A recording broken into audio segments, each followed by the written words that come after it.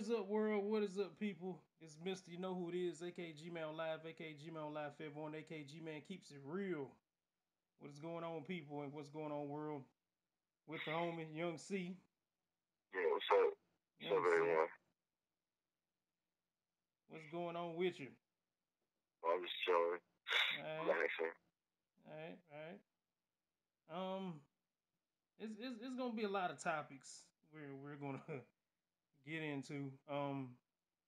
I don't know what's the first topic you want to get into, Young C. You want to get into Fabulous thing, or you want to get into the Florida school shooter thing, or Oh, it's, hmm?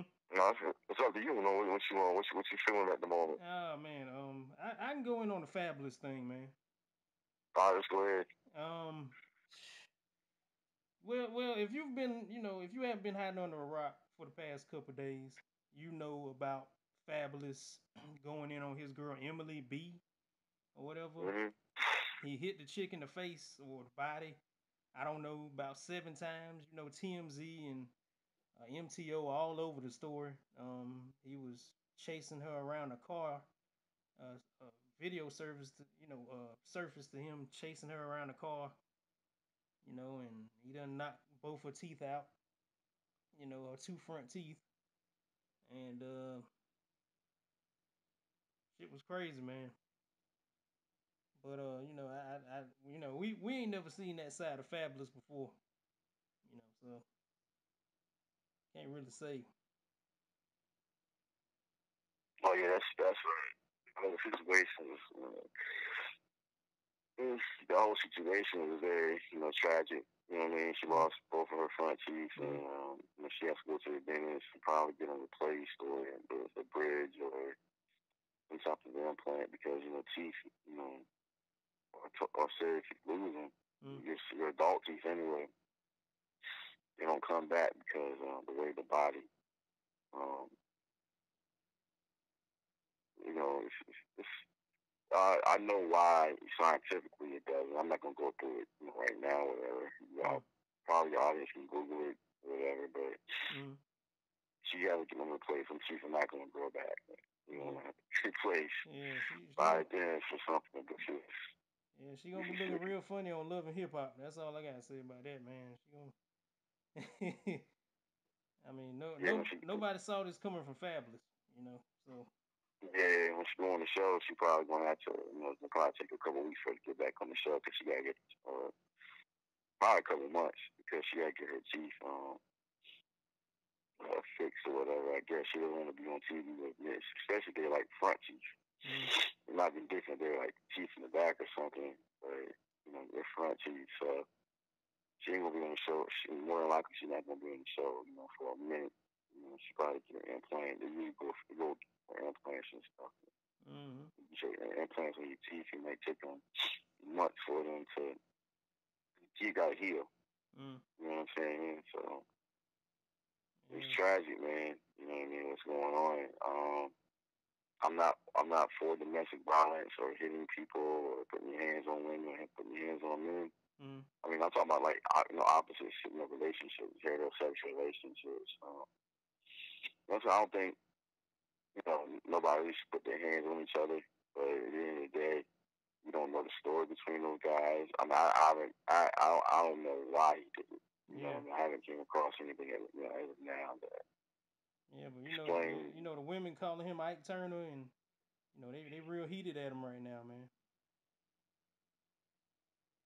Yeah, because maybe maybe she didn't do anything and he just went crazy. I don't know.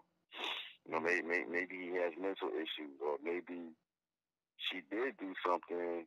And it might have been something that was very serious she did, or it might have been something that was ongoing, mm, and he found out about it, and I mean, we don't know, yeah, but from what we know, of course, we don't know him personally, but on what what we know of him, being on mainstream media and stuff, music videos and interviews, and you know, uh, you know, his presence on social media and streaming online streaming videos and YouTube. You know, from at least my own perspective, he never seemed to be the type of person to like just go off on somebody in a violent way out of nowhere. You know, not saying I thought he was a bitch or anything like that, but Yeah. this is not anything that I personally expected from him. Do you guys hear me good? Yeah, I mean, we can hear you a little bit, I mean, I know you just got up from a nap. You kind of lounging a little bit, I know, but you No, I'm know. talking about can you think your audience will be able to hear me right now? They might. This is being recorded, so I don't know until I hear the playback. It's probably better for me to ask this. Do you hear me well? Yeah, I can hear you. I just don't know how it's gonna come out. Okay, I want to make sure that I know we in the past, you know, so we had some recordings because I am still um just laying down chilling, Mm-hmm. right now. So Yeah, we'll rock with it. okay, I just want to make sure because I don't have my hair. I forgot to put my headset on. Maybe I Okay. should have put that on. Well, I just go. So go ahead. What's your what's your 2 cents on the situation? I mean, when I saw the video, man, I was just like, wow, this dude pulled out the burner on her. I mean, she must have been doing some wicked shit, man. Probably, man. I definitely won't be surprised. You know what I He mean? he Because he punched her. He punched her 7 times, knocked the front teeth out. Then pulled out the burner. Said, "I got bullets for you and your daddy." Her dad was trying. somebody Her go. dad was trying to rescue her in a limo or a car or something. He was like, "Yeah, you a punk. You a punk, Fabulous. You a coward, pulling out a gun and hitting women." And she was screaming and shit. But even with all the screams and the screams for bloody murder, there could have still been something going down on her side. Because women can get you into a lot of trouble, as we have talked about previously. That is true. That is true. And to tell your audience, you know what I mean? Because I know women gonna listen to this show and they're gonna be like, "There's no excuse for what he did," Mm-hmm. and I can understand that perspective of it because violence against women Mm-hmm. is seen as something that's very, very like abominable. It's an Mm-hmm. abomination, and some of them feel like that's something next to molestation and rape to put your hands on a woman, especially if you're injuring her to that extent, Mm-hmm. and then you threaten to shoot her in front of her father. So people gonna look at that situation, men and women, and think that Fabulous needs to be punished severely for it. And from their perspective, I understand they're not going to even want to care about the reason. Mm-hmm. You see what I'm saying? They're Yeah. going to sit down and think, you know, we still, there's still somewhat of a stigma now, even today, of putting your hands on a woman, even if the woman put her hands on you first. Right. Some people, I remember, someone told me years ago, Mm. you know, and I never like like beat on women, but when I was a teenager, there was a couple instances, like maybe I think more so like, I got when I was like 14, Mm. I got jumped by 2 girls. Oh, Um, okay. and when I was about what you call it, maybe a year before that, I was in class. This young lady didn't put her hands on me. Mm. I was in 7th grade, and I was in class or whatever. And this white girl that lived in my neighborhood, we was in science class, and she said some real smart shit to me. Mm. And I think before that, I think I got into some verbal altercation in class, whatever. And Mm. she said something smart and something I felt was disrespectful. I can't remember what she said, but I ended up knocking her glasses off her face. Mm. So I got in school, like we had some back then they call it ideal. Mm. That was the name of the thing. It was like your school suspension. Like you had to go to every day. You had to go inside this classroom Mm. all day and just chill with other students. Mm. You know what I mean? Uh, I told my boy about it at the time. Obviously, I told one of my best friends about it, and she told me that he wasn't rocking with it. He's like, I ain't feeling that, man. That shit was wrong on your part. And Mm. I tried to explain to him what happened or whatever, and he still was like, nah, there's no excuse for it. You know what Right. I mean? Whatever. So Well, your story. I mean, it ain't all the way similar to this story, but you remember Ray McIverson, right? but that name sounds familiar, but Yeah, he he was refreshed working my at memory. he was working at McDonald's, and these two dykes was trying to jump at him because he was trying to make sure the money they were giving him was a real, a real, 100 piece or 20 piece, a real 50 piece dollar, Right. $50, and he was holding up in the air, holding up in the light, trying to make sure it was real, and they was like, "Oh, you think we giving you fake money?" And the two dykes, Oh yeah. the I two remember dykes now. jumped over the I think it was counter. I think it was some foreign born black guy or something. I forgot what country he was from. Yeah. Yeah, I remember. Yeah, I was some of the accent a little bit. Like he just came off like somebody that was African or Caribbean or something like that. Yeah. And yeah, it was like two young girls, two young ladies that were, like you said, they were, they were seen to be like masculine. Yeah. They were lesbians. Lesbians. Yeah. So they jumped over the counter to try to, inflict harm on him, and he got the bat little thing in his hand with a little stick or whatever he had in his hand. I remember seeing the video years ago. Yeah. Probably like several years ago when it went down. Like it was 2011, right? About 6 years going on 7. I think it was around that time. Yeah, late 2011 or something. Going to 2012, I remember. And he hit him with that little pole, whatever stick. It might have been one of them steel balls from like when they washed the lettuce or something. Washed something in the back. Yeah. In that case, he was defending himself, man. You pull out a knife on somebody, what you expect him? Well, you're a female, and you're a female, they're female, so you gotta accept the curse. You gotta accept the malicious curse and let them kill you because they're females. What the fuck? Are you serious? She's standing on top of your larynx and crushing your fucking vertebrae. You gotta take it, man. Just take it, man. Just have her cave a hole in your fucking chest. Let her kill you, man. Man. Just take it, man. Just take it. She got pussy, just take it. She has a vagina. Don't hit a female. That's how some people think out here, man. Yeah. Because I would do the same thing. Somebody try to kill me, and I don't know this person. I mean, somebody try to kill me. I'm gonna do what I can to prevent it, man. Right. You do everything in your power to survive. Because you got niggas walking around here like $150, $160. You can't take on no 200-pound woman. You know what I'm saying? You can't take on somebody over 200 pounds, cock diesel woman.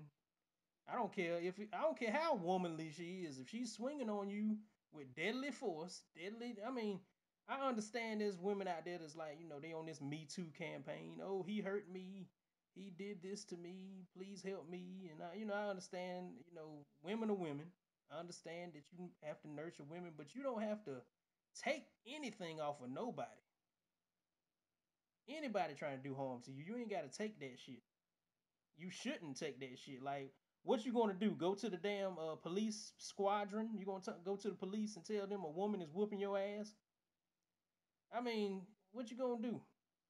Some of these women don't really have to have a weapon. If a woman is like, there's some older black women, white women, that's like in their 50s, but they still got a lot of strength in them.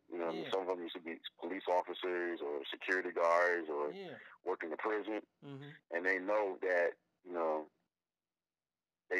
one time one of my friends, he helped me get this job years ago when I came out of college, right? And we had a conversation. He had me get this job at this correctional facility for juveniles, which it didn't work out well. But I'm not gonna go into what I've been doing there. But I remember having a conversation with him, and I was working alongside a young female. She was like 26 at the time, but she was older than me. But she was 26 or whatever at the time. And she was lesbian, and she mentioned to me that she used to work in a few clubs and security and stuff like that. So I talked to my friend when they helped me get a job. Yeah. And he told me that all the kids in the facility and all the men can beat her ass. And I'm like, why you say that? She's like, because she's a female. I'm thinking, like, my nigga, just because she's a female don't mean she can't whoop a nigga's ass. Or like, what the fuck? Like, you went on. People think just because a girl got a pussy, she automatically, like, somehow, like, automatically, she's programmed not to be able to whoop a guy's ass no matter what fighting skills she has or what type of strength. Right. He literally said that she can't beat any of the boys in the facility. There was boys young as fucking 12 years old. I'm like, no. Like, yo, like, just because she got a vagina does not mean that universe programmed her like, oh, she's a female. Well, it's impossible for her to beat a man's ass, no matter what type of fighting training or what type of weight training she's Yeah. done. Right. No, he said she can't. My boy said he made this theory like she can't beat up none of the boys in there. There was boys in there that were like fucking like 5'2" or like 4'11" and 82 pounds, Right. and she's like maybe 5'6", 5'7", weighing 190, 200 pounds, and she used to be a security guard Right. or like club bouncer, Right. I and mean, she even I said know. it, and she even said herself she broke men's arms and shit like that, which Yeah. I believe it. I know. Hell, I got some women in my life. Not immediate family, but like friends of Yeah, friends and all that. Who they skinny as fuck. They short as fuck. But they have been in many fights. They have broke many jaws. I mean, skinny women who have done weight training and who have been in the military, who are trained to kill. You know what I'm saying? Like I don't believe in that. Women shouldn't be taken down just because she's a woman. Like if you in a situation where it's dire need for you to get out of that situation where you need to get gone, you need to do whatever in your power to get away from that chick or to get that chick out of your way or out of your vicinity. You need to take her down, man. Like I don't mean like kill her. I mean like restrain her, get her up off you, man. Like don't sit there and just take licks just because she's a woman. Like get her up off you and get away. You know, I mean that's a given, man. Like nobody should have to tell men that. And I know we live in a society that's very matriarchal and very feminine. But I don't play that shit because you even got dudes who are trainees and homosexuals that'll whoop your damn ass. I don't care about that feminine. That feminine shit don't mean nothing. These motherfuckers whoop your ass out here. It's a damn near death. So I don't play that shit. And I'm not saying, and I'm gonna say it. I'm not saying that Emily B was whooping on Fabolous. I'm not saying this is the. I ain't saying this is a cause to like go out here and whoop women's ass just on GP. I'm not saying that. I'm just saying if you're in a dire situation, if you're in danger, and there's a whole bunch of women going after you for ill intent to murder you, to kill you, or you got a chick that's trying to kill you, you gotta do what you gotta do, man. You gotta do what you gotta do. Like that's just a human. That's a human being. You're a human being. Who wants to live today? Who wants to live? You know? yeah. I mean, if a woman, you know, punches another guy, sometimes some people. Lisa Ford said when she was younger on one of Charlemagne's that show, Brilliant Idiots, when Charlemagne's with that dude Andrew, that white dude. They do Mm-hmm. shows together. Everybody, pretty much a lot of people are familiar with that. That's like Charlemagne's side radio hustle, or whatever. Mm-hmm. Melissa Ford was on there like 3 4 years ago. Like 20, I know it was like around 2014. She was on the show. It wasn't. It was in 2014. She was on the show, Mm-hmm. and she was talking about when she was like young, like much younger than she is now. She was in the car with her boyfriend, Mm-hmm. and her and her boyfriend got in an argument or something, or she got mad at him for something. And she hit him in the face with a tape or a CD play, a CD case or some shit, Mm-hmm. and like hit like in his nose and shit. I think she even told me his nose was bleeding after. Mm-hmm. You know what I'm saying? And he like just by reflex, he punched her. And Mm-hmm. after he punched her, he kind of felt, he was feeling bad. You know Mm-hmm. what I mean? Because she was bleeding too. Mm-hmm. And she was saying like I deserve that because like it's a reflex. I mean, somebody here if you're hitting somebody, Mm-hmm. especially and it's hurting them. Some people it's a reflex for them to hit your back. This is a reflex. You feel me? Yeah. Sometimes they're not even thinking about who they're hitting. They just know they got hit in the face by somebody, Yeah. and it's just the arms just fucking just move on its own and hit the person. You see what I'm saying? And it just, And I I mean, they just snap. and I know What the she said. feeling, man. I know the feeling. I've snapped out on a lot of people in my youth, and even though I'm a small fry, even though I was generally the class nerd, or the little nigga, around school and around town. Sometimes I'd snap off. Somebody would just fuck with me too much that day. I just start Mm-hmm. swinging. It is a reaction. because you tired. You tired of the bullshit. So I mean, and I have in the past. I've hit women in the arm, or in the leg or something. I ain't did no face shot. But I have retaliated against some young females. Not in an abusive way, but I mean, it wasn't even women I was in a relationship with. It was just women who were clowning and playing too damn much. You know, playing with my life. So Yeah. I couldn't function. Yeah, so I already told your audience the little story. Mm. When I was 13, I was a kid. I already told your audience at the beginning of the show that this it was a white girl. I told you how I was in science class and she said something really stupid. And I mean, I wasn't the type of person at the time where, even at that time, where someone said some shit to me and I put my hands on. Because when I was a kid, I got verbal abuse a lot, and I even got bullied a couple of times physically by other people. You know what I'm saying? And I think at that moment, I forgot what she said, but it was just like, at that time, I was just going through a lot, man. In middle school and just being, just the pain of being, disrespected by a lot of people, even as a kid. Yeah. And, it was so long ago, but I just snapped. You know what I mean? From what I remember, she didn't put her hands on me. You know what I'm saying? But and I wasn't the type of person just to beat on girls, trying to fight girls and stuff like that. That wasn't me. I just snapped, man. I mean, I didn't punch her punch her or injure her face. I just gave her a little slap across the face, and her glasses came off and shit. Their glasses didn't break, but that was like my one instance where I hit a female. I never hit a female, except when I got jumped by those two girls. I was trying to get them off of me, but that was like a year after that. You know what I'm saying? Like when I was in 8th grade, those two girls that was in my neighborhood, and it was like a dark skinned girl and it was like a brown skinned girl. She was kind of light skinned.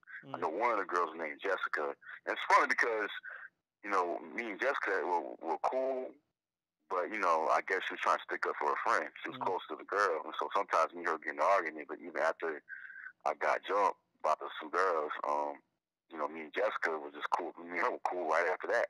Right. You know what I mean? She was just telling me like, look, it was what it was. You know what I'm saying? You disrespecting my friend. I'm just gonna do it. It wasn't no serious. It wasn't a serious jump. They were just, just doing the little windmill punches. The little something. When some girls fight, they'd be like doing. I mean, I know some girls that are like real good boxers. You know what I'm saying? They know how to fight. But these two girls, they were like 12, 13, and they were just doing some windmill swings. So I was like, it was kind of embarrassing, but I was like, let me just go ahead and just ride this shit out and just do my thing. You know what I'm saying? I didn't get no bruises or nothing. You know what I mean?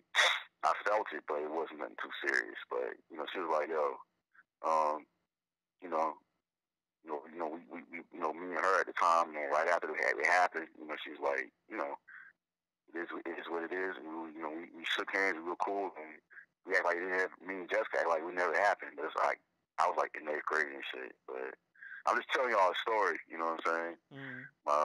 In my childhood, I've been in some situations where, girls put their hands on me and I put my hands on them. You know what I mean? It wasn't something that was like really the only two instances, really. I had an ex-girlfriend that slapped me in the face before years ago, but right. I didn't hit her back. You know what I'm saying? But all right. Well, I mean, again, I'm not saying that this is a reason to go around hitting your girl or going around hitting any female, but self-defense is self-defense to me. I don't care who it is. Like Thomas Sotomayor be calling some of these women BT1000s. They really are built like that. They really are built like some damn xenomorphs and Terminators. It's hard to break them. Some of them are. They built full tough. They came when I from told they you, came from that when environment. I just told you the story when I got jumped by those two girls, from what I can remember, I didn't put my hands on them because, at the time, guys took it very serious if you put hands on a woman, especially if, they're like attractive young girls or they're like a family member. Because I remember I really didn't get in no school fights when I was in high school. There was one instance, I didn't get suspended for it either. There was an instance where I was on the school bus, right? This was like my senior year in high school, right? Mm. And this dude named Jonathan. Now, after the fight, me and him was just like mad cool and shit, right? It was just like I came on the bus and he got an attitude with me and shit, and I wasn't in a good mood, and I just like just jumped on him and punched him like a couple times or whatever in the bus. Mm. I just blowed out on him. This was a guy. I just blowed out on him. So it wasn't that serious. Right. So we got off the bus, and he was trying to fight. We didn't end up fighting.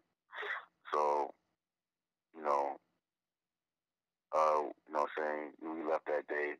We ended up apologizing to each other. He's like, it's all right. We moved on. The only problem was, my homeboy was homeboys with him, right? Mm. So one time I was in the neighborhood, I saw him walking in the neighborhood. He saw me, and he was with this Johnson guy, and he looked at me. He's like, yo, what's up? And Johnson's like, nah, don't worry about it. Don't worry about it, man. Don't worry about it. And they just walked away. So I saw it was Dante. He's actually Adonis. He's a friend of mine on Facebook. So I saw Adonis later, and Adonis was like, yo, you know what I mean? I was like, yo, what happened the other day? He's like, yeah, man, you and Jonathan got into a little altercation. I wanted to beat your ass, but he said, don't worry about it. And I explained to him, I was like, yeah, it's cool, man. Just, that's my boy. You know what I'm saying? I don't want anybody to put hands on him. Just don't make sure it don't happen again. You know what I mean? Unless he spot with you or something, don't put your hands on him. All right? I was like, okay, cool. Dallas was a gang member. You know what I'm saying? Like, Nino was cool, but that nigga was crazy. So I didn't want to get my neck broke. This motherfucker worked out every day. He was shorter than me, but that nigga had hands. He was whooping ass out there. So, I mean, the one thing about me, you know what I'm saying, I'm confident in my fighting skills, but I stay in my lane. So, if I know a nigga can whoop my ass, I'm just going to admit that shit. Some niggas, they know this motherfucker can fuck you up. Like, this motherfucker can fight better than you and stronger than you, and niggas still say, nah, I ain't scared of him. I don't beat his ass. I'm like, okay. Okay. If you know a motherfucker can beat your ass, just admit it. Just like, yeah, motherfucker, you can fuck me up, all right? Like, if I want to fuck you up, I got to get some type of weapon, some type of brick, some type of pole.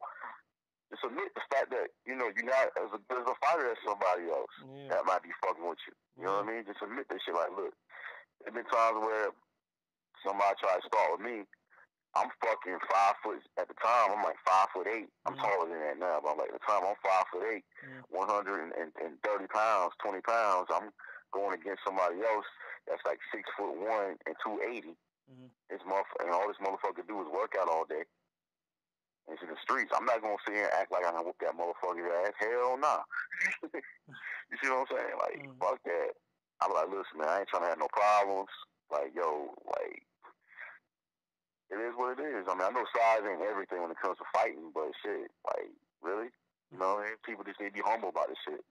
Just like, listen, like, if you ain't gotten a fight in 8 years, this motherfucker fight every day. Just be realistic about this shit, yo. You know what I mean? Sometimes you may have to use a weapon to protect yourself from somebody because your hands and fists and legs ain't going to work against that person. So you have to get some type of hard object. You know what I mean? To do any type of, to get any type of points against the other guy. You know what I mean? Right. Sometimes you can't fight fair because well, damn, I haven't fought since 1999, and this motherfucker be in the streets all day breaking necks, nigga. Like, why the fuck I'm gonna try to fight somebody knowing I can't beat him? You feel me? Yeah, I mean, either you end up like Arsenio and Bobby Brown. Oh yeah, that shit was funny. Oh yeah, this past summer, there's a channel called Viceland, right? It's like this media channel called Vice, and they got a second channel called Viceland, right? And you heard of the Fat Boys, right? Yeah. Little rap group from the 80s and shit. Yeah. The light skinned dude, Prince Marky D, they interviewed him. I knew that's who that was. Yeah. Some people used to confuse him with Heavy D back in the day. You know what I'm saying? They both were light skinned and they both were kind of, they both were fat. I thought that dude was from third base or something. But go ahead, man. Yeah. Well, he's Puerto Rican or whatever, right? He was telling a story that he was at a comedy club or something, and he ran to Bobby Brown and Eddie Murphy, and he all went to Eddie Murphy's house, and Prince Marky D, the guy was telling the story, it was like, it was the parties like, yo, Arsenio, Prince Martin, Prince is like, yo, well, Marky D. I don't want anybody to confuse him with Prince. Yeah, they want Prince. Marky D, Marky D. Mark saw Arsenio sitting in the corner, right? And he's telling like Bobby, like, yo, Arsenio's here. And Bobby's like, Bobby's like, yo, for real? He's like, yeah. Bobby looks over, and he said Bobby had a grimace on his face. I think you know some niggas when they about to beat someone's ass, it's like their eyes squint and they have this little smirk on their face, like this little evil smile on their face. Them niggas get like, stars in their eyes. I'm gonna fuck with you today. Them niggas get stars in their eyes. They be happy. They be like, oh shit, perfect moment. They're like they done found a damn prize in the damn bushes or something. Like, oh, I found a treasure. I gotta whoop some ass now. That's the nigga I wanted. And he walked up to Arsenio, yeah. He walked up to Arsenio, Bobby's like, yo. Arsenio's like, Bobby, no, stop. Not now, Bobby. Bobby, no, Bobby, please, Bobby. Bobby, please. Bobby, no, Bobby. Like, you gonna take this fucking ass whooping, nigga. You gonna take this L. You gonna take this L, nigga. Take these punches. Take them. He's like, oh, Bobby. Bobby, no, Bobby. Bobby, I'm gonna pick you up and slam you against the ground. I mean, much respect to Arsenio, but you got your ass whooped. According to what's his name, Marky D. According to Marky D, you got your ass whooped. Yeah, because you gotta say that Bobby wasn't a big guy, but that motherfucker was like real cut, like Bruce Lee. Yeah. And that nigga was from the streets. He's from Boston. You know what I'm saying? I mean, Bobby was fighting everybody though. From what I can hear, Bobby was fighting everybody. From what I know, man, from these stories, you know. You got other stories too, right? Yeah, he ain't scared, man. Motherfucker would fight cops and security. You know what I'm saying? That's how crazy he was. You feel what I'm saying? Mm-hmm. Bobby was like a good 5'10", 5'11", like 5'9" to 5'10". Mm-hmm. Probably at the time, he's bigger now. He weighs more now, of course, but at the time, he's like 150, 140. Mm-hmm. So people think, he a small nigga, but that motherfucker was like, a lot of small niggas, they go crazy. You know what I'm saying? He was real cut, real cut body back in the late 80s and early 90s. Right. He was out there. And, he's from Boston, you know what I'm saying? Like, you gotta understand, he was kicked out the group because he was on the streets. You know what I mean? He was bucking on motherfuckers. So he's like, yo, look, like, you want to get the fuck out of here. Yeah. This is over the year to go. You know what I'm saying? Even the managers all like, yo, y'all, you know what I'm saying? You ain't. Even his drunk and cracked out ass to fight now, man. He got hands now. So what do you think? You know what I'm saying? The motherfucker at the time was 19, 20, 18. Mm-hmm. Motherfucker had all that energy and shit. You know what I'm saying? Mm-hmm. He a street nigga. You know what I'm saying? Arsenio ain't no street nigga, man. He ain't a street nigga. He might have been around the streets, but he won't fight that night. You know what I'm saying? Nigga probably would have got up and he would try. Bobby would probably had Arsenio in the headlock and slammed him. You know what I mean? Arsenio was, they were about the same size. Bobby had them hands, man. Bobby was stronger. So Arsenio knew that he couldn't beat him up if he tried to. So, and Bobby probably wasn't punching him that hard. Yeah. In relative to how hard he could punch him. You feel me? Yeah, so, you know how niggas slap box, but they be slapping the shit out you. Yeah. I mean it's like that, man. You play fighting and niggas put they ain't putting all their force on you, but they putting just enough for it to sting. So when they fucking wrestling and play fighting with you and shit, like I used to do that shit in the 7th grade. I used to go in the bathroom. I mean, no homo. It was a whole bunch of dudes in the bathroom, boys' bathroom, but we would be brawling in that motherfucker. It was play fighting, but niggas would be trying to put hands on you still, you know what I'm saying? Like, and you had to kind of manhandle each other to get each other off, because I'm trying to take a piss. This nigga behind me trying to steal off on me and shit. You know what I'm saying? Like, it be hood niggas. It's hood niggas mixed with, kind of country, suburban niggas. So, niggas is going ham in there. We trying to see who's tougher. And they trying to G-check your ass. You know what I'm saying? It's nut check time, baby. It's nut check time. So, they trying to check your nuts, see if they still there. They trying to see if you a man. So, I'm trying to take a piss. This nigga hit me in the back. Man, it got nothing to do with whether you did something to them or they like you or not. They may claim and say like, look, you my nigga, but you gotta man your ass up, nigga. You gotta take this L. Come on, nigga. You gotta take this L, man. And I don't mean hitting me in the back like they was fucking me. I mean like I was taking a piss. So I don't want nobody to misconstrue my words. But I was turned around taking a piss, and they was behind me hitting me with their fists, swinging at me. So I had to, hurry up, zip my pants, turn around, push them in the damn wall, push them in the stall, and go to work. So. And these motherfuckers you didn't even know. I mean, you knew of them, but you didn't know them like that. You never did nothing to them. You just. Like I was calling niggas by their first name. I won't call them by their street name. They kind of got mad at me for that. I don't care. I was like, niggas be called, a boo baby or man. I'd be like, David, will you stop that, please, David? They be like, you call me David, nigga? Come on, catch these hands, nigga. You gonna call me my first name, nigga? Don't be calling me my government. Woo. I said, okay, David. All right, David, let's go. Let's go, David. I'm gonna call you what your mama called you. I'm gonna whoop your ass. Come on, David. Come on, Peter. I didn't give a fuck. You gonna hit me? While I'm taking a piss? I'm 12 years old, 11. I didn't look 12. I looked like I was still in, fucking lower elementary grades. Be real with you. You know what I'm saying? I age very slow, so I'm still a little nigga out here. So I got to do whatever I can to get out of my situation. You get me? You think just because you were small at the time, they felt like that was like easy for them to fuck with what you saying. Like they gonna pick me up and just slam. No, you gonna get some pushback now. Oh, we going at it. I don't care if I lose. we about to go. I was pushing niggas in. If I gotta kick you in the face and rattle your damn teeth, I'll do it. But that's how it was. That's how it was for us when we was growing up, dude. Because like you said, niggas was G checking you. They was checking you to see if you got the hands. Even if you kept it yourself and just chilled, and but if you gonna be around the niggas, man, be like, listen, you gonna be around us, nigga. You gonna have to. You want to see that you got it, man. It's like you joining the game. They all jump you and shit. You feel me? That's how it was. You know what I mean? Like you go to, Nick Cannon even said like when he grew up in San Diego, he pretty much said that they forced him to join the game. You know what I mean? It's like, listen, you either gonna be Crip or Blood, bro.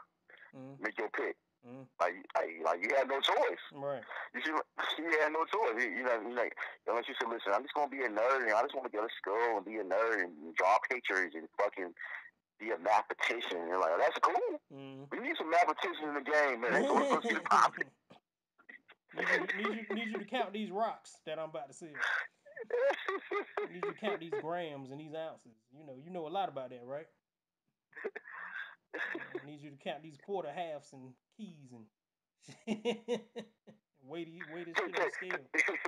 Take DJ Quick for example. DJ Quick was a Blood, right? But when you look at DJ Quick, you can tell like he was one of the little band kids. Like he was one of the little kids, like you know what I'm saying. He just went to school. He just wanted to go to school and do his music and shit. You know what I'm saying. He didn't want to do it, but it's like niggas in common like, listen, nigga, Crip or Blood, nigga. Choose it, nigga. Crip or Blood, nigga. Like, man, I'm just trying to learn how to DJ. I'm just DJing these records, man, and playing these instruments, man. Come on. Well, shit, we need a band in our fucking game. Come on, bro. We need some DJs. Come on, bro. Come on, man. Let's go. We need some theme music.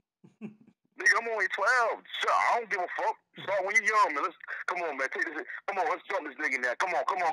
And it wasn't like they had a choice to pick between Blood or Crip. They had to pick where their neighborhood was, because whoever ruled their neighborhood is who they were with. That's who they had to be with. It wasn't if they picked Crip or Blood. It was just they had to be what they had to be. Depending on where they mama stayed, depending on where they daddy stayed.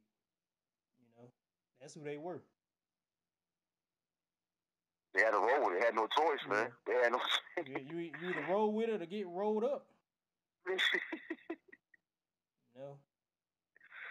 Yeah, that's why some people who join gangs, and it's like, why all? Cause you go why all these people from the West Coast are the gang members? Like a lot of these celebrities, these black male celebrities that grew up in Compton and parts of like LA and shit. Cause even Nick Cannon was in the gang. I never thought that. Mm-hmm. You know what I'm saying? But he was in the gang. Mm-hmm. And he said like, I grew up in the hood, so it's like as soon as you came out the womb in the hood, you was already initiated already. Mm-hmm. But you didn't even know you was initiated. All you know, you was walking the neighborhood, you got jumped by 5 niggas in red, and they said you blood now. Like what the fuck? Mm-hmm. Yep. It wasn't like you had a choice in the matter. You know what I mean? Right. Some people got jumped, they didn't know it was a gang initiation, and they said after they got jumped, like you part of our gang now. You see what I'm saying? So that's crazy. you know what I mean? And it's That's like crazy. you couldn't say I won't be part of this no more because they gonna fuck you up. So it's like, man, I just want to survive, man. Fuck it, I'm a blood. Fuck it, I'm a blood. I'm a Blackjack Street Crip. So what? Okay, whatever. Yeah, let me just get my rag so they don't kill me. Yeah, that's that. Yeah, I mean, and hell, I mean that. I mean, some people see it as fake in the South for somebody to be in the gang in the South and the North and all that shit, but it goes on around here too, you know. But it's not about how it is in L.A. You know, it isn't that strong. Around here, it's a choice. Around here, you know, you choose to be there. There ain't nobody going around here knocking on your door like niggers, you know, like we're gonna beat your ass. Like, come on outside. You know, we got rags for you, but we're gonna beat your ass first. You know, like, it ain't going down like that in the South. You know, you choose to be that shit around here. You know, you choose to be a gangster around here. You know, so Yeah, we both came in the South. From like, what I'm saying. I mean, you grew up in eastern side of North Carolina. I grew up in Fayetteville. Went to high school. With J. Cole. I'm gonna put that out. I think I said on one of your shows before. Yeah. Went to high school with J. Cole back in the early 2000s and shit. We went to school together. And but yeah, we was coming up. We had folks. We had Crips. Mm-hmm. I don't remember. We don't really have many Bloods out here. Maybe I'm wrong, but at the time while I was coming up, you had Bloods in Kingston.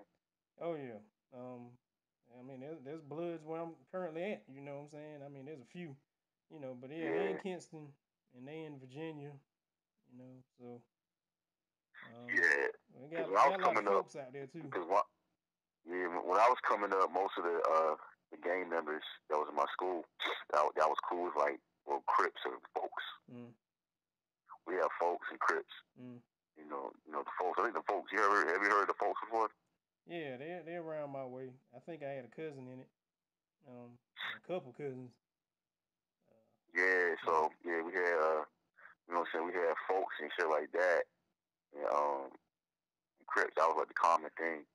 And I had friends that were Crips, but see the funny thing about gangs here in the South, at least when me and you were coming up, as kids and shit, like they'll be in a gang, you really wouldn't know it. You just notice that they will wear blue all the time. But it's like I guess it's different down here because you have some crazy motherfuckers in the South. Don't get me wrong, you got motherfuckers here that'll blow your top off quicker than niggas up top. Mm-hmm. You know what I mean, East Coast and shit. But yeah.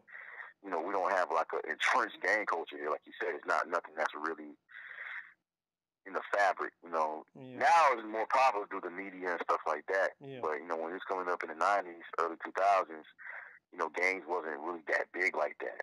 At least where we were growing up at. You feel me? Right. Like, we didn't have the gang presence like cities like Chicago or the cities on the West Coast did. You feel me? Or even New York. Mm-hmm. New York, never really been. I mean, the New York gang culture, of course, now is really intense, but or more intense than it was before. But LA was known as Gang Central. LA and Chicago were known as like Gang Central. Yeah. You know what I'm saying? That was like what the gangs were. You know what I'm saying? So,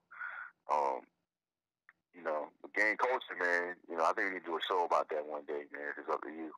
Yeah, we can. And this rolls into the what you want to talk about, the situation with the shooting. Yeah. There's this young lady, and she is honestly, an attractive young lady. She has no hair. Her hair is shaved, but she's not a bad Look looking like girl. Shayna. What's her name? Shania O'Connor, Shania O'Connor, or whatever. You remember that '90s singer?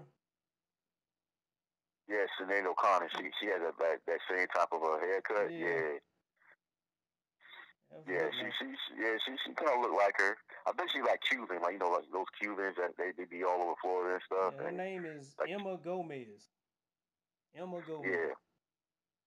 And people are saying like she bullied him. Mm, I mean, we don't know for sure. mm, Maybe it's a situation where maybe he liked her or yeah. something like that. She's like, listen, I ain't fucking with you, and she started fucking with him. I Mm, don't know. mm, So I don't. I mean, I could be wrong though, but I don't really think I'm not. I don't really personally think that she bullied him from like physically fucking with him. I just think maybe she talked a lot of shit to him. I don't know. mm, But people are saying that she said she made a statement about him, mm. and at the end of the statement, she said like, had it been a knife, he wouldn't kill that many people. I guess insinuating that he was a bitch. I don't know. Mm, And people took that, they was like, well, we, in the statement, she's like, well, y'all don't know him, we know him, mm, and this, that, and the other.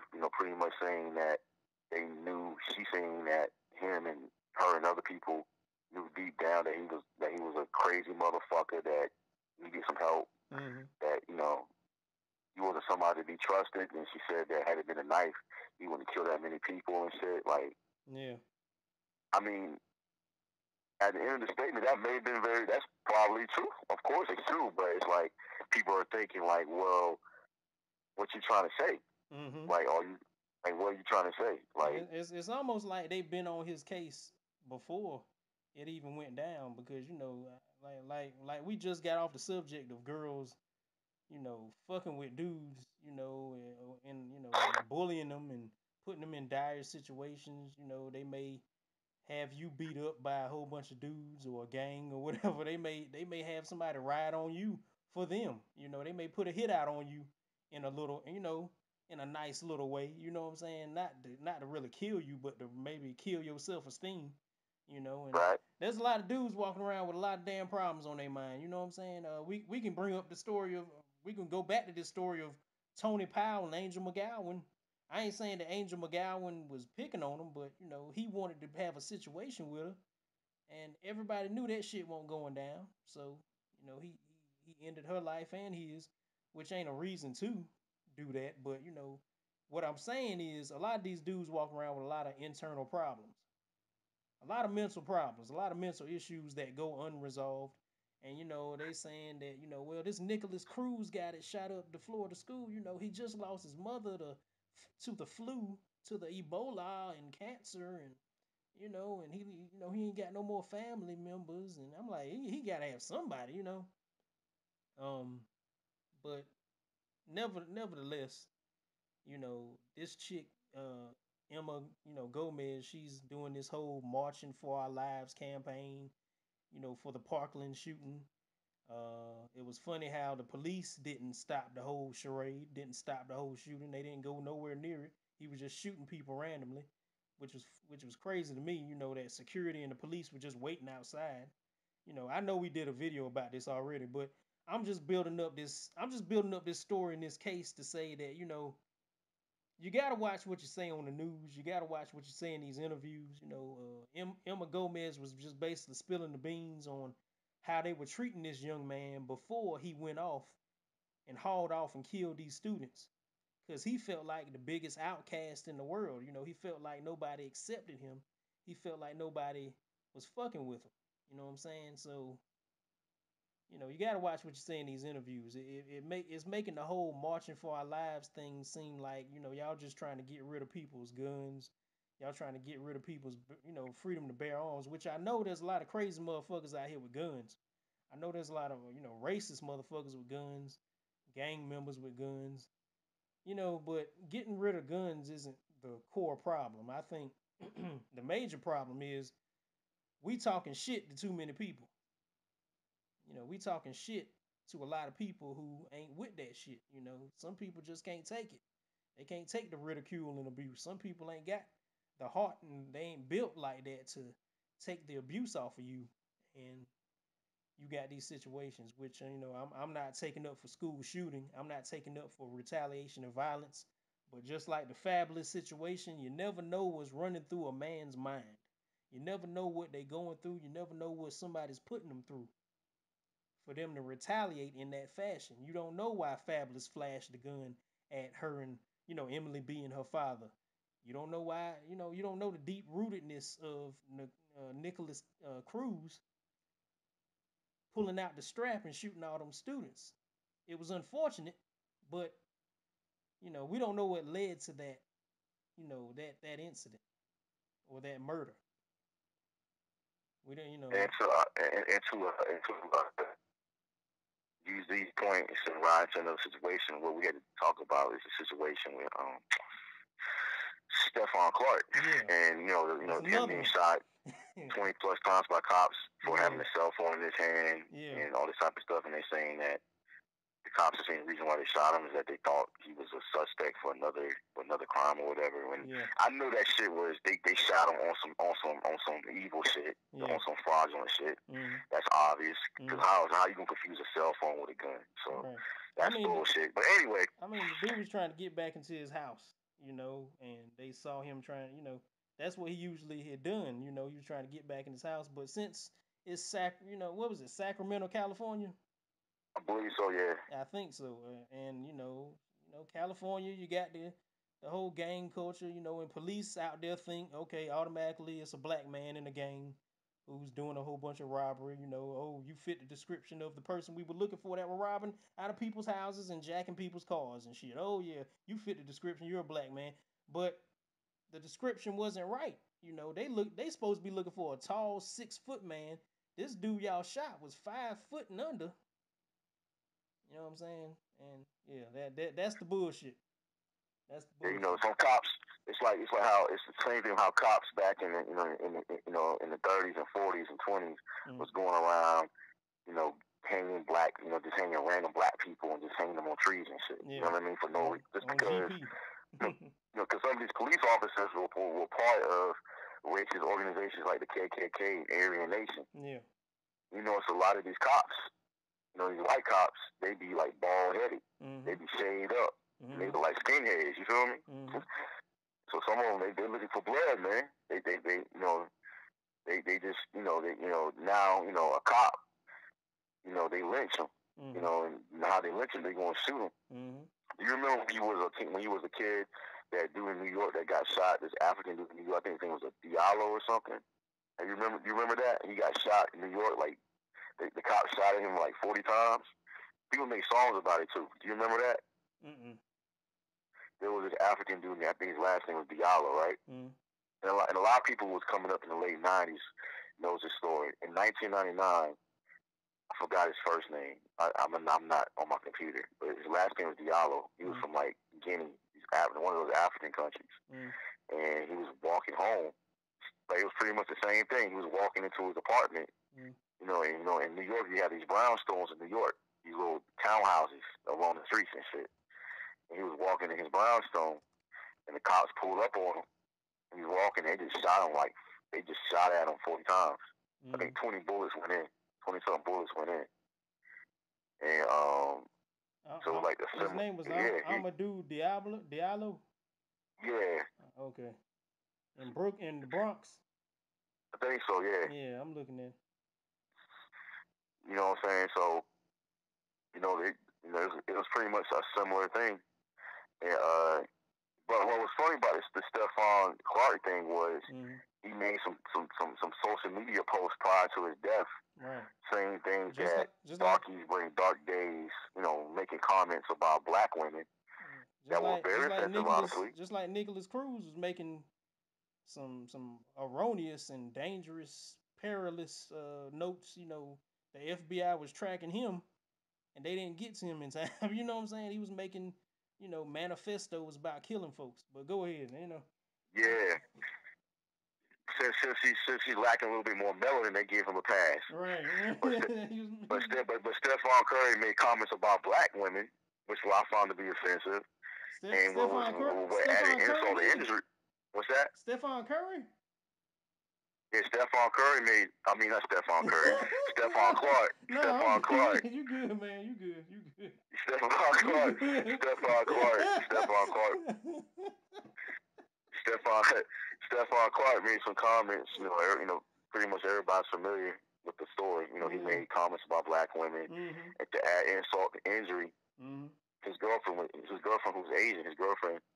who's Asian, you know, made a tweet, copied what he said.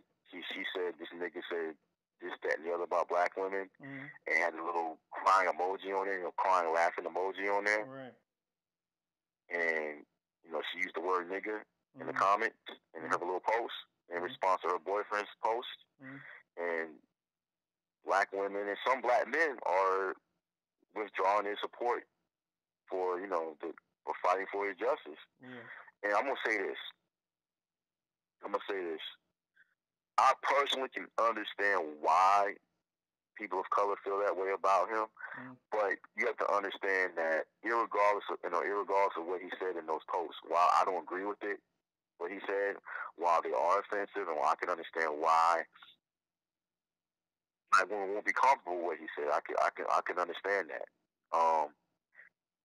I still believe that we still should fight for his justice. We should make sure the cops receive their justice.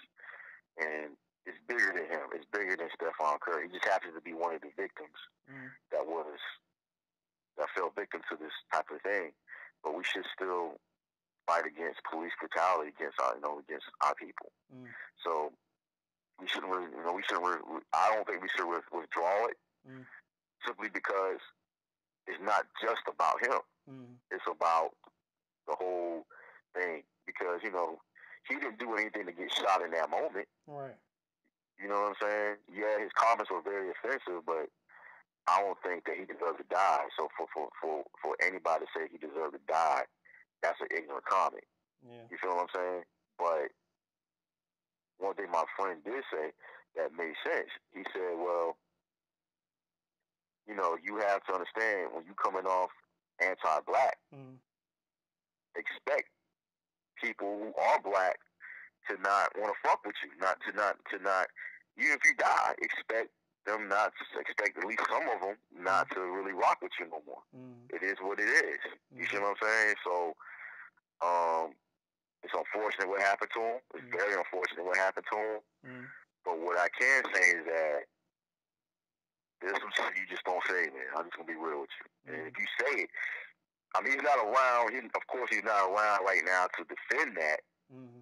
But if you're talking against a group of people like that, and something happens to you, whether you die from it or not, expect some people from that group, if they hear about what you said, expect them to be like, well, fuck you. Expect that. Just expect that. You see what I'm saying? Yeah. That's just how many humans are.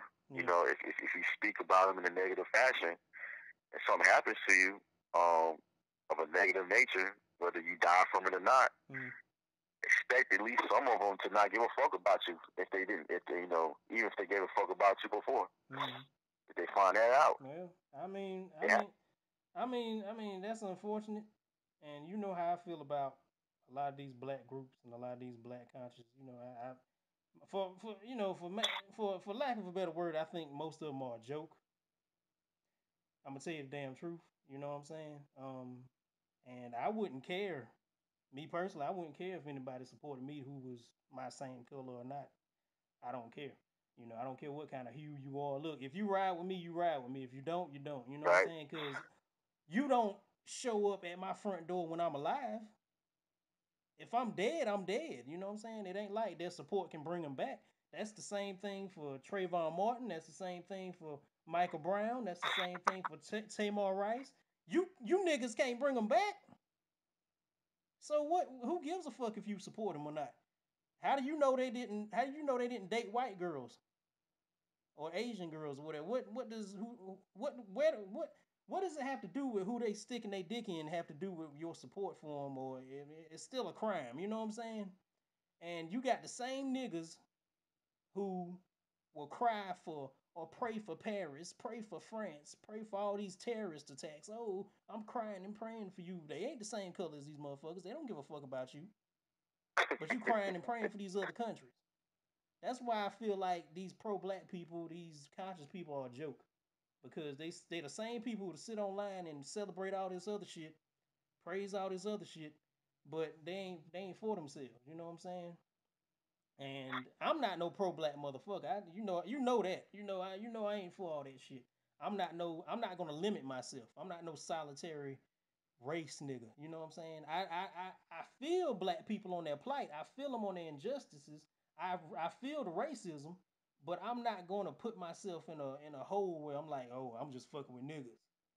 Oh, we just I we feel just a the same. nigga team over here, man. Cause you still making that white dollar. You still going to the white man's job. You still clocking in. So that's fake. That's fake to me, man.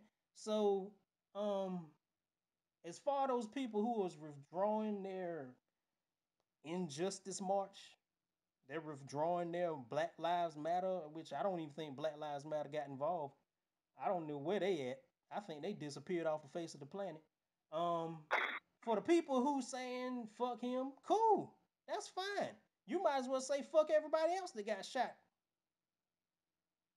That's fine. I feel like you should say fuck Trayvon Martin. Fuck Tamar Rice. Fuck all the motherfuckers who got shot. Cause you can't bring them back anyway. Your fucking support don't mean shit.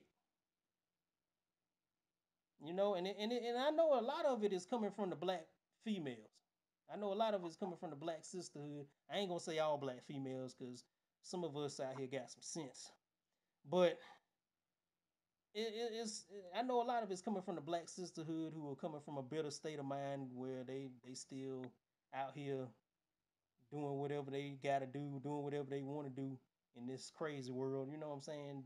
Doing erroneous evil shit. I know it's coming from them, and they're plaguing the world with their sorrow and misery. And it's a lot of people filled with misery and sorrow and depression.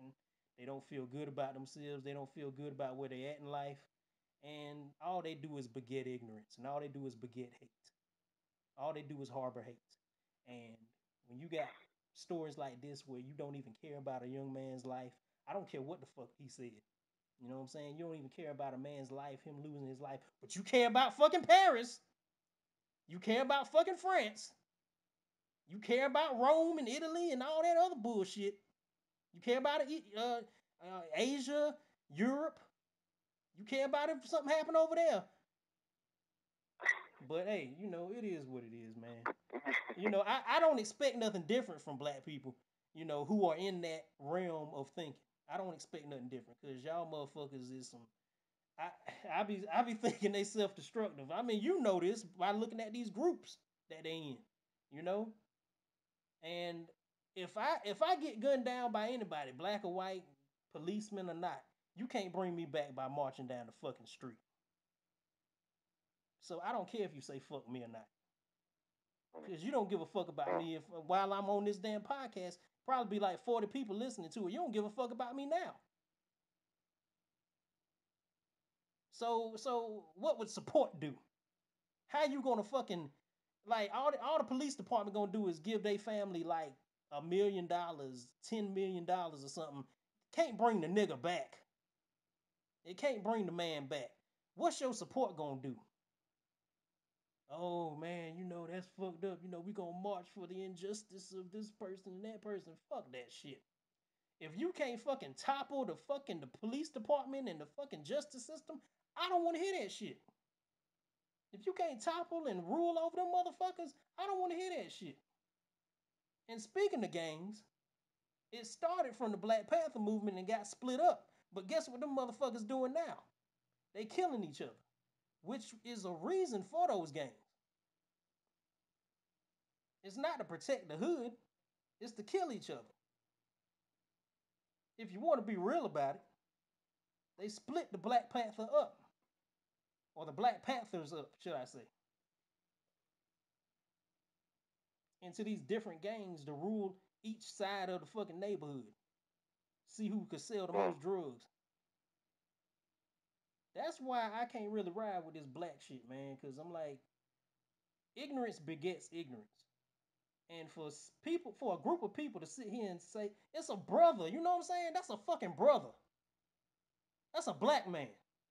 And for you to sit here and fix your mouth to say fuck him because he said dark women give dark days. You got a lot of niggas, you got a lot of pretty IG model motherfuckers who saying some foul shit about you. You got a lot of rappers who saying some foul shit about black people. And y'all still bumping they fucking music, shaking your damn ass. You don't say fuck them. You don't say fuck Lil Wayne. You don't say fuck Triple whoever, 6ix9ine. You don't say fuck them.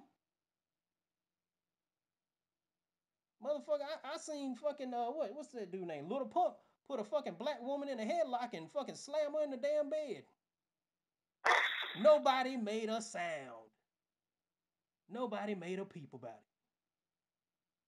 They thought it was funny. Ooh, this is so cute. Look at him. You know what I'm talking about? They ain't up Little Pump ass. But fuck, hey, I'm with it. I'm with the shits, man. Hey, fuck Stephon Clark, I guess. Fuck you, Stephon Clark. You deserve to die. There you go.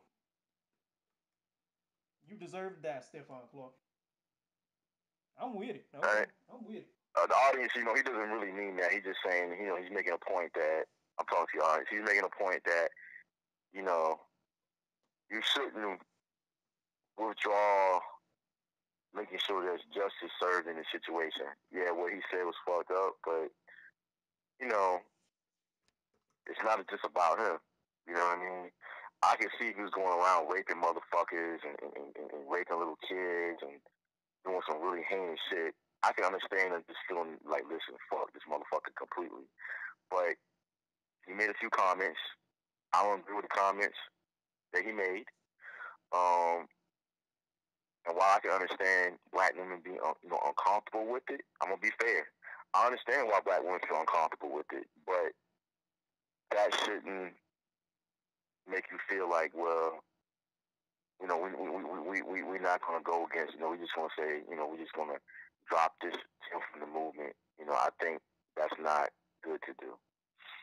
You know what I mean? Because you gotta understand, like you said, there's a lot of other black men and women out there that do very disrespectful things in the public towards black people and say negative things towards black women and black men, and they don't get any type of backlash or anything like that. You know what I'm saying? They just get away with it.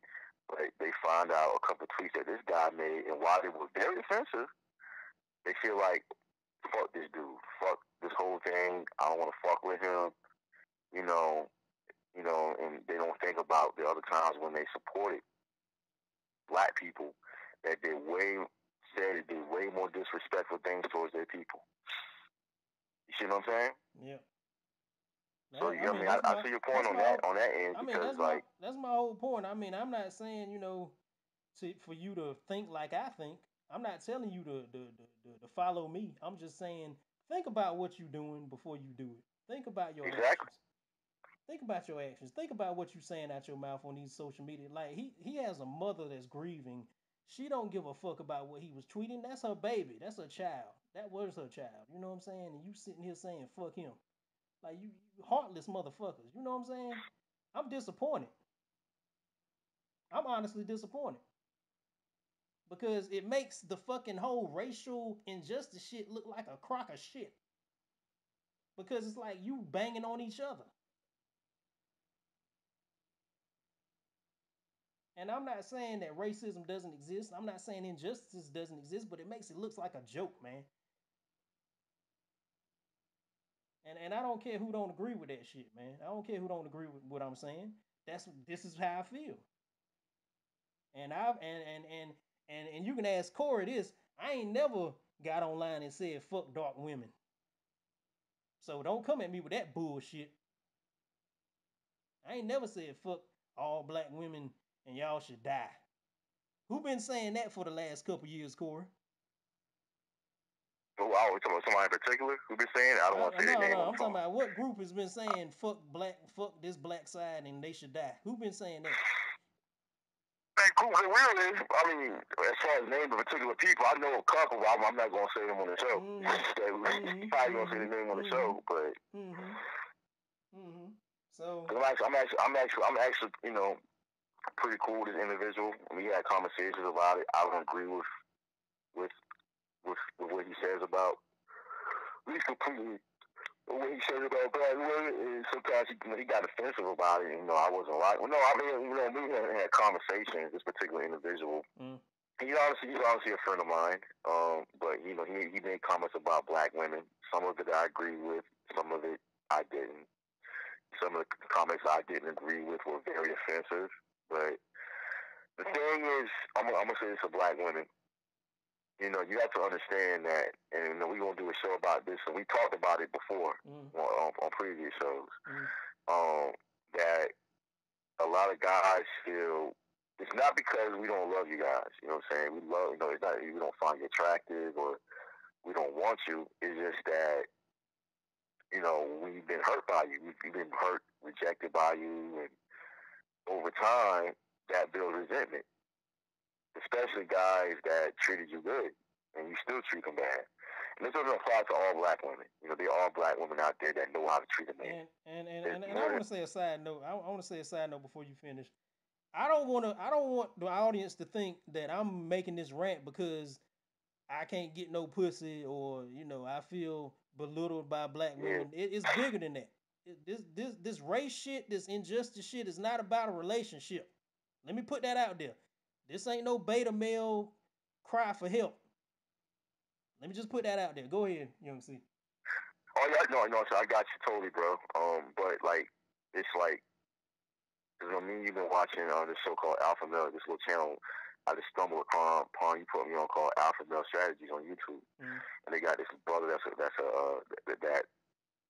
was a security at a club or something, or maybe still is part time. I don't know what he does to make money, but he makes videos. He's a dating coach, and he talks about black women in a lot of his podcasts. And he said that a lot of these sisters, these women, not all of them, but a decent chunk of them,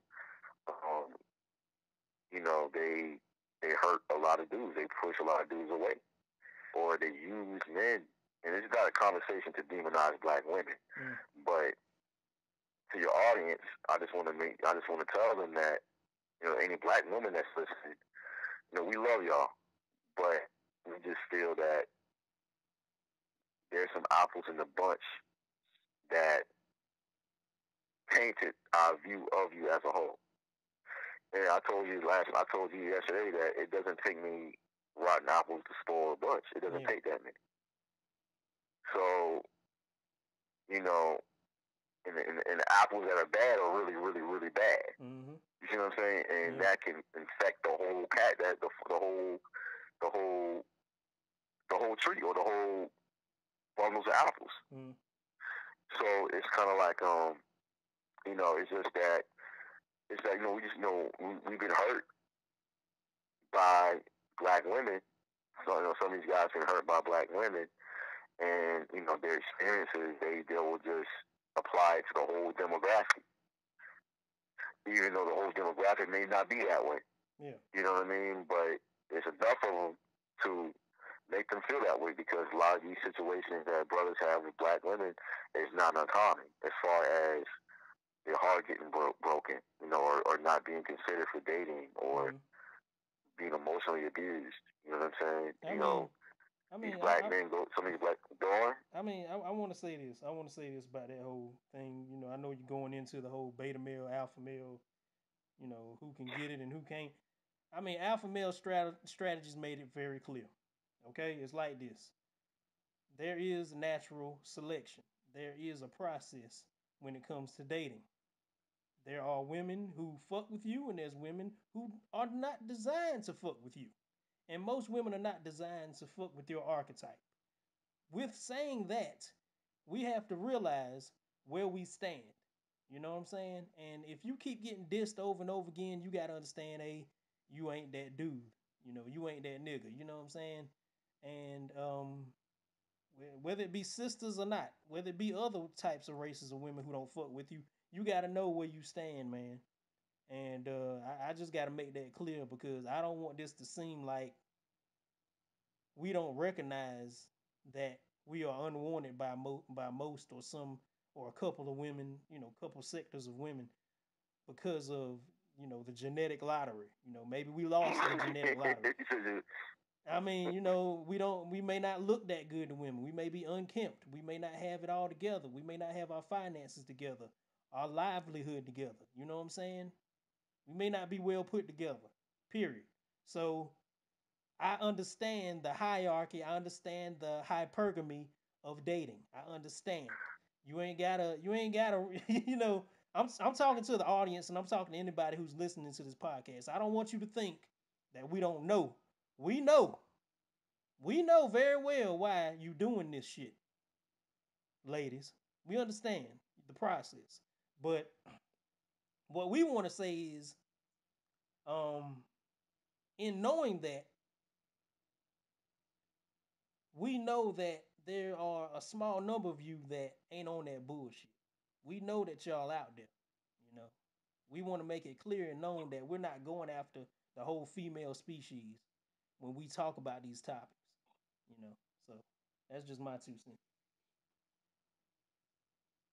Yeah. Yeah. Yeah. That's you pretty much nailed it, bro. You know what I mean? It's like these women have they have a type that they want, and some of them just not going down. But yeah, I guess in another show we can probably go in a little bit more depth with that. Yeah. You know what I mean? And get a little bit more scientific with it. You know what I mean? I mean, once again, I'm gonna say this. Black women, at the end of the day, we don't really hate y'all, man. We love y'all. We just feel, like my man said, we just feel like we're not considered. You know what I'm saying? And, when you want something, they don't want you back. It's and you feel like you're taught that as long as I'm being nice and loving and caring, my heart's in the right place, that I can be with you, and it's not happening, it's going to hurt us. You feel me? It's going to hurt us. I'm just being real with you. You know what I mean? So that's what it really is at the end of the day. You know what I mean? We want to be with y'all, but we feel. I'm just speaking in general because I am with a black woman now. But what I'm saying is that just in general, a lot of these brothers feel broken because and plus a lot of us we have dealt with women, as some women have dealt with men growing up that were abusive to them. We have dealt with women, some women in our lives as kids that were abusive to us. And if you've grown up and you haven't really received that love and feeling and caring from a woman consistently throughout your childhood, it's going to affect how you act towards women when you get older. You won't feel more desperate for that love and affection. You know what I mean? And you get men that act like what beta males are said to be. You know what I mean? So it's a very the rabbit hole goes deep with it. You know what I mean?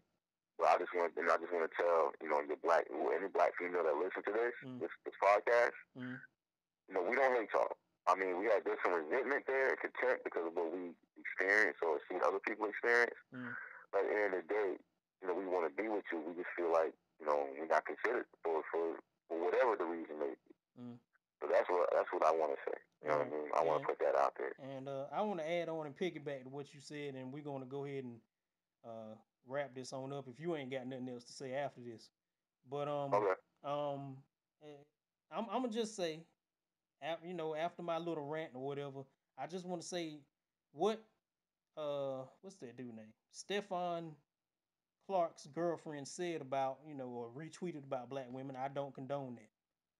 Let me put that out there too. I don't condone what she did. I don't condone what he said. But it seems like to me that this Stephon Clark dude got more flack for that comment than Nicolas Cage got for shooting up them students. Just saying. I mean, it seems like Stephon Clark, he got he's dead. Nicolas Cruz is receiving love letters from women. I ain't saying he's receiving love letters from black women. I'm saying he's receiving love letters from women while he's in jail. He's alive. You got Stephon Clark. He's dead. And he's getting his name shitted on because he made a tweet. Make that make sense. Make it make sense. That's all I'm gonna say about that, man. I don't Oh condone yeah, I don't condone the content of it, but this nigga didn't shoot nobody. He got shot up 20 times. And he still got shitted on. You know what I'm saying? And just like my boy was saying about how women don't receive niggas, don't receive black men, should I say? This nigga wasn't received by the community, clearly. That's why he was making them comments.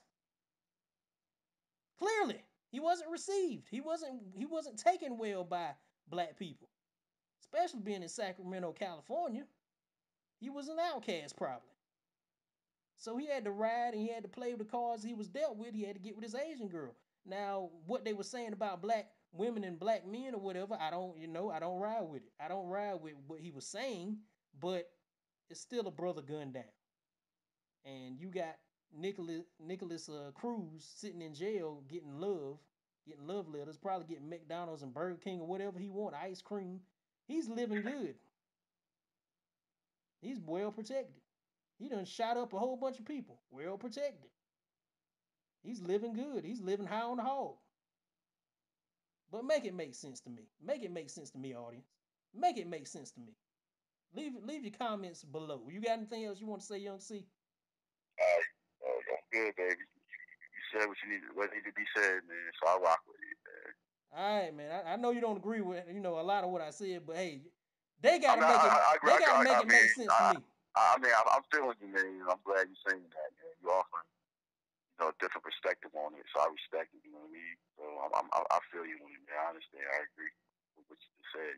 A lot, especially what you just said. It's very true that we allow someone like Nicholas Cruz or a lot of these white people, non-blacks that do certain things and they get passes, but we can't catch a break as black people, black men and black women. We can't catch as black men and black women. We can't really catch much of a break.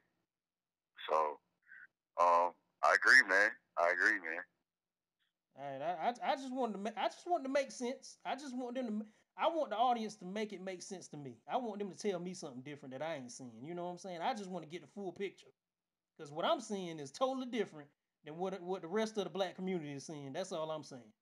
I just want to make it make sense to me. I mean, make it make sense to me. But Yeah, I feel you on that, man. But that's Mr. You Know Who It Is. Y'all subscribe, tune in next week. We'll probably be back. And by then, we should be live. Yes, I'm coming back live, folks. Live and direct. And y'all can comment and we'll have the super chat up. Maybe I'll have the donation links. Y'all can give me some money. But yeah, man, this has been a good show, good podcast. This your boy, Mr. You Know Who It Is, Young C. We out of here. Peace. Peace.